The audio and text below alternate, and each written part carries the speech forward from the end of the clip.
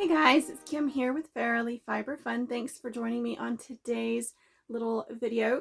So a viewer has requested that I show you what is in my tatting box.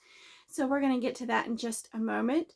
But before we get started, I would like to give a very big thank you to all of my Ko-fi supporters. Y'all are amazing and I appreciate you very, very much. To new viewers, welcome to my channel, and to returning viewers, welcome back. If you haven't already, please do hit that subscribe button and don't forget to hit the notification bell so you don't miss new videos as they come out. And as always, leave your comments, questions, and suggestions in the comment section below. Now, let's turn the camera around and let you see what I put in my tatting box that keeps all of my supplies organized and right where I can reach them with ease. Okay, so this is a very cute little box, and right now it holds everything I need when I'm tatting, but it might not always. So right up here, nothing looks easily accessible, but my current work that I'm doing right now is in this box. This box has extra little supplies in it, such as beads and stuff I'm using for immediate future projects. And these are supposed to be in there as well. But these are the other projects I'm working on, the Christmas stuff. And since I'm not quite ready to be working on those right now, they're going in there. The other little box in here has all of my little samples and random bits and bobs and things in here, a few extra shuttles, stuff like that.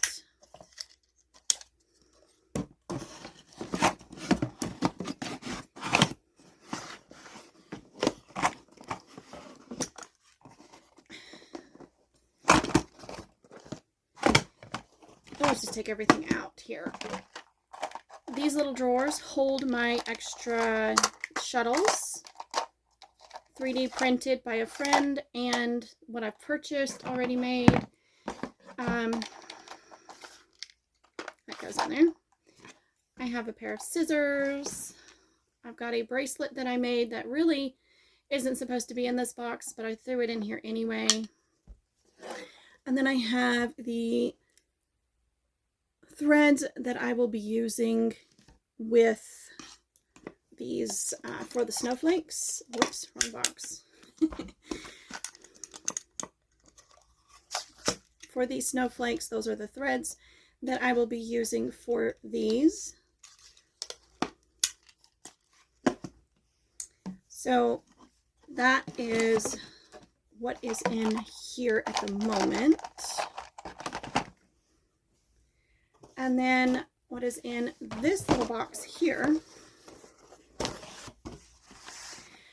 is my current work, which is all the stuff I need to make pumpkins. And I have the first pumpkin I made. I've got a finished pumpkin. And I've got in progress pumpkins that are like halfway made. They need the outer layer of color on them. Come here. Thread's in the way.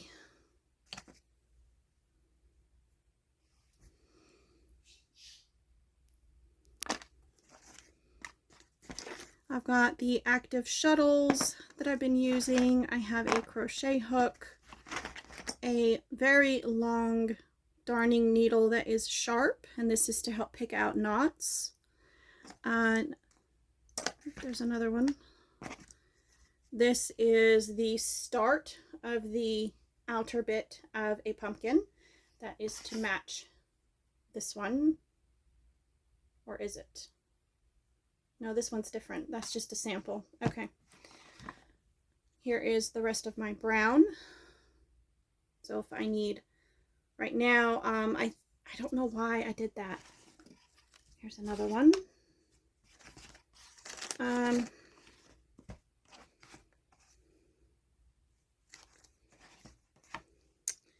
Yeah, So that's what's currently in the works right now. I need to get back to these. I just haven't wanted to do any of that. I'm going to put my scissors in here as well. I haven't wanted to work on these for quite some time since I ruined the majority of stuff I had made, and it was kind of discouraging. So these are just samples. I had a bunch made like this that looked better than this one, and they were really nice. They were ready to be turned into earrings, and I stiffened them and I ruined them. So I won't be stiffening these in the future. So these all need the outer layer, and I'm going to be doing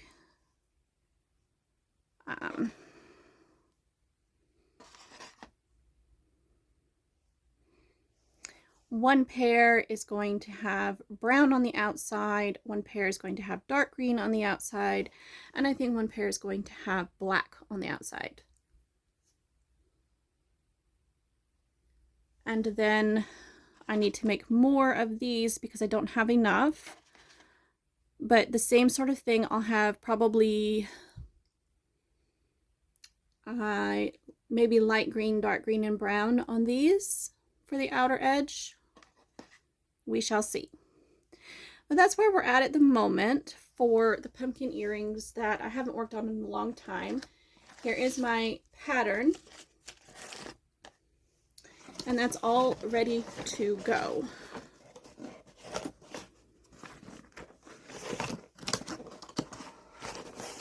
So when I'm ready to work, I just grab whatever box I need. If I'm going to take these with me when I travel, I will put only the bare necessities in this little project bag I made a long time ago. And it has a little tiny pair of snips that are completely worthless, and a few stitch markers that are also completely worthless. They catch on the yarn too much. So I just never, this was a sock knitting project bag, and I just never cleaned out everything. So when I'm traveling and I'm working, like if I go to the laundromat, that's where stuff goes. So this just stays in the background, and I will put this stuff back in here.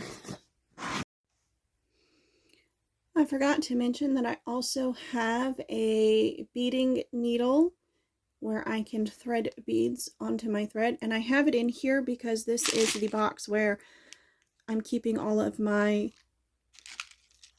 tatting projects that require beads. So that is that's where that goes. Now let's talk other random tools. This is a picot gauge, and I'm not very good at using them. I have several of these.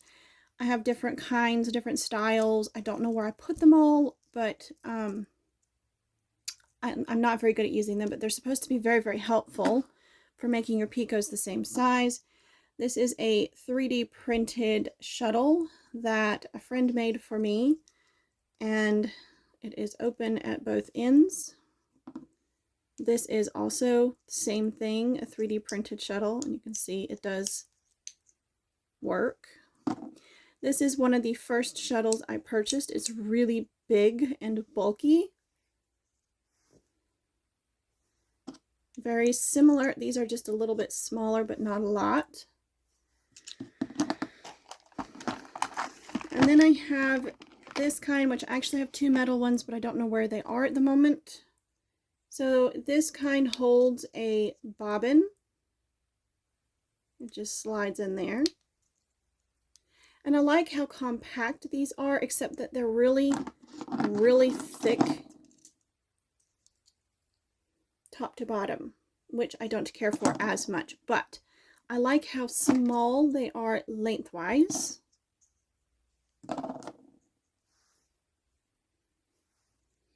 So these are really nice for a lot of stuff that I do.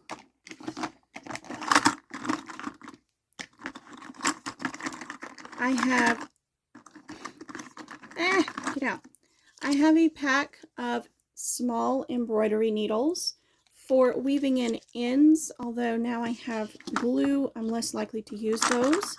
Here's another of the large shuttles, and then I freaking love these. These are so tiny. If you need a lot of thread, you're going to want a bigger shuttle, but I absolutely love these. They've got a nice little grip texture here on the top and the bottom. They're not as sharp on the point as these, which means you really need a crochet hook for your picots to connect up picots and stuff. But I really do like these, and they were very affordable.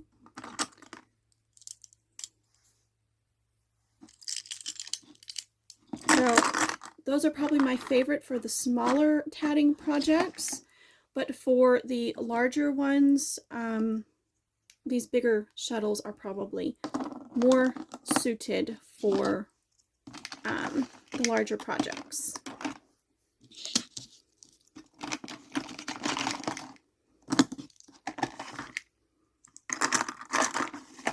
I don't use the picot gauges very often, but when I do, these are the three I use the most because they are the smallest. I'm not currently doing anything that requires large picots. All right, let's talk thread for just a moment. My favorite threads I ordered from, well, shoot, I've got the link, an affiliate link down in the show notes below, but I do buy the Elizabeth thread, and I really like the size 20. Now, the metallic 20 is thicker, and it works up thicker than the regular 20, so keep that in mind.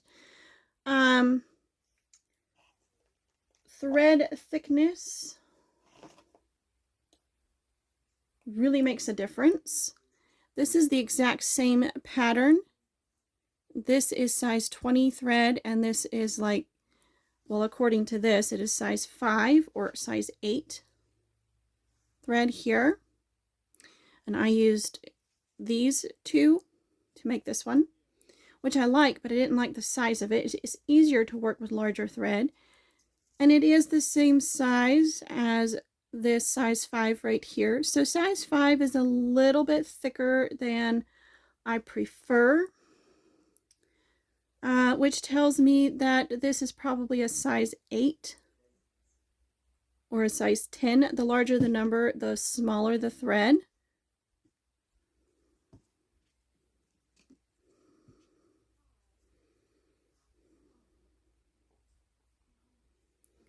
So here we have the size 20, the unknown size, which I'm guessing is an 8 or a 10, and the size 5. And they all make drastically different. This is what I make the majority of my earrings out of because I have the most of this. But it didn't have a size on it. I do have a bunch of these, which is size 8. So it looks like this is about a size 8.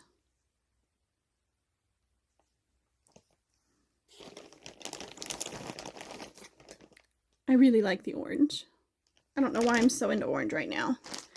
So, but I do prefer to get my threads from the website because I know that the threads are all really high quality. The metallic Liz metallic is really stiff. Let's see.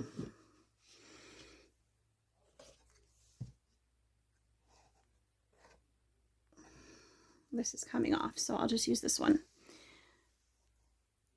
It folds and it bends fairly easily, but it isn't. I have to fold it myself. While this is really easy to work with, this is a little stiffer and a little harder to work with. You know, there's a good example. One's floppy and one isn't.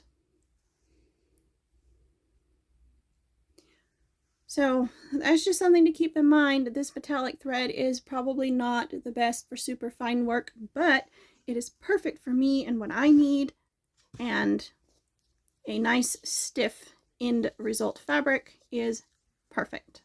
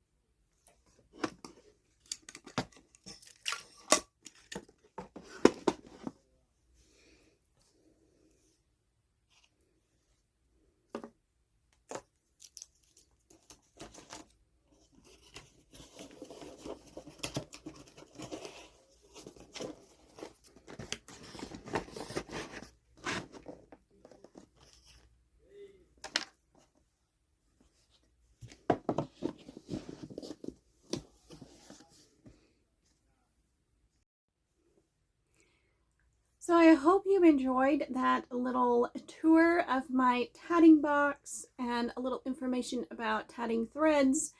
From what I understand, you can use any embroidery thread to make tatted lace, whether you are needle tatting or shuttle tatting, but the higher quality threads will not split as much, like the Elizabeth 100% Egyptian cotton. It is mercerized, it is soft but firm, and it makes lovely tatting definition. So the smaller your thread, the harder it is to fix mistakes, and the harder it is for aging eyes to differentiate one stitch from another. So a magnifying glass of some sort and incredibly good lighting may be necessary for someone who wants to work with really tiny thread and make very, very fine, detailed, intricate work. I prefer the slightly thicker threads. They're easier to use, and the thicker it is, the better for beginners. But it's really all about personal preference and your current skill level and how young your eyes are too. And the lighting that you work in. I work in very low lighting most of the time, so lighting is an issue for me. Anyways, I hope you enjoyed hanging out with me as I took you through the Tatting Box, which is this gorgeous bicycle box. And as per usual, I will see you in the next one. Bye, guys.